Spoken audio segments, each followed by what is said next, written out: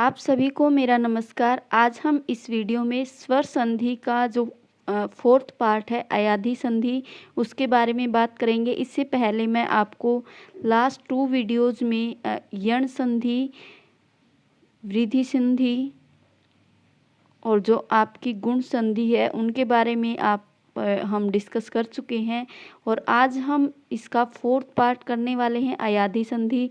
अयाधी संधि को भी मैं ऐसे ही समझाऊंगी जैसा मैंने पिछली बार समझाया था, पिछली वीडियोज़ में कवर किया है। यानी कि अगर आप संधि को देख लेते हैं तो सच में आप स्वर संधि में मार्क्स बिल्कुल भी नहीं कटवाएंगे। जो स्वर संधि के भाग हैं उसका ये फोर्थ भाग है और उसमें आप मार्क्स नहीं कटवाने वाले हैं। तो प्लीज़ वीडियो को पूरा देखें और अगर आप चैनल पर नए हैं तो चैनल को सब्सक्राइब कर लें। तो चलिए शुरू करते हैं अयाधी संधि के बारे में डिस्कस करना, ठीक है।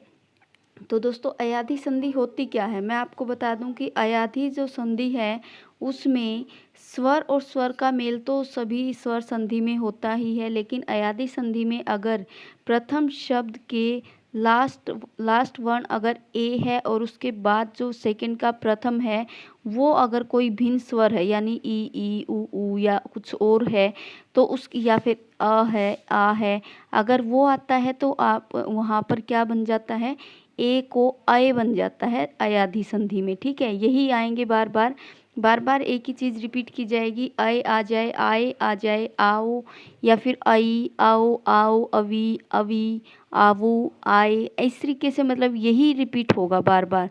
तो आपको इसी की ट्रिक है, ये एक पहचान करनी है।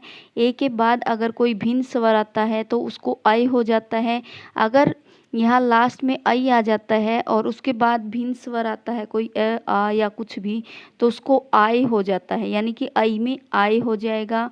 और उसके बाद अगर आपका ओ आता है, ओ का भिन्न स्वर, ओ के बाद अगर कोई भिन्न स्वर आता है तो उसका औ हो जाता है और औ प्लस भिन्न स्वर जब आता है तो औ को आव हो जाता है, ठीक है। आपको ये चीज़ें ध्यान में रखनी है। और नोट का मतलब है इसमें क्या क्या आएंगे, आए आए आओ आओ, इस तरीके से यही वर्ड बार बार रिपीट होंगे। यानी कि जहाँ पर भी आपको ये शब्द दिखे तो समझ लेना ये कौन सी संधि है, अयाधी संधि। तो मैं आपको उदाहरण बता देती हूँ। शयन, जैसे कि अगर हम शयन को संधि विच्छेद करते हैं तो देखिए से का प्रथम क्या आया, यहाँ पर ए की मात्रा है प्लस अ, यानी कि भिन्न है। भिन्न का मतलब है यहाँ पर ए है तो इससे कोई दूसरा स्वर आना चाहिए, ठीक है। तो ए को क्या बन जाता है दोस्तों, अय, यानी कि शयन। भावुक, भऊ भऊ यहाँ पे औ आया, औ प्लस उ, यानी कि यहाँ पे भिन्न स्वर आया तो भऊ को क्या बन जाएगा, उ, आओ। भावुक, ठीक है, आओ बन जाएगा भावुक। दायक का आई, यहाँ पे आई आया प्लस अ, और आई और अ को मैंने बताया था कि आओ हो जाएगा। यहाँ पे आप पीछे स्क्रॉल करके आप देख सकते हैं, यहाँ पे अभी मैंने बताया था आई आता है तो आय हो जाएगा। तो यही चीज़ें आपको ध्यान में रखनी है। और इसी के साथ अगर धावक है, औ प्लस अ है तो मैंने अभी बताया था कि इसको क्या बन जाएगा, आओ, ठीक है दोस्तों। औ प्लस अ, औ प्लस अ का क्या बन जाएगा, देखिए औ प्लस भिन्न अगर आता है तो आओ बन जाएगा। तो यही चीज़ें आपको ध्यान में रखनी पड़ेंगी बार बार। तो ये दायक है, दई आई प्लस अक, दायक बन जाए, आय बन जाएगा। आय आओ, मतलब आपको औ आए तो आओ और अगर आई आए तो आए और अगर ए आए तो आए और अगर ओ आए तो आओ, ठीक है। इस तरीके से याद रखनी पड़ेंगी ये चीज़ें।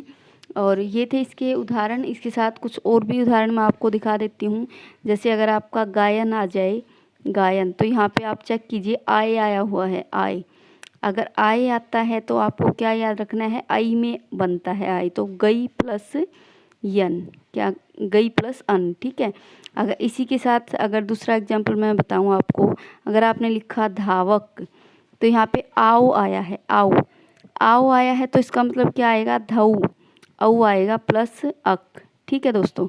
ऐसे ही नेक्स्ट उदाहरण एक और बता देती हूँ मैं। अगर आपका आ जाए चयन, तो अय आया है, अय का मतलब चे आ जाएगा क्योंकि ए प्लस अ जो बनता है वो अय बनता है। तो इस प्रकार से आपको यही ट्रिक है, यही पहचान है जहाँ पर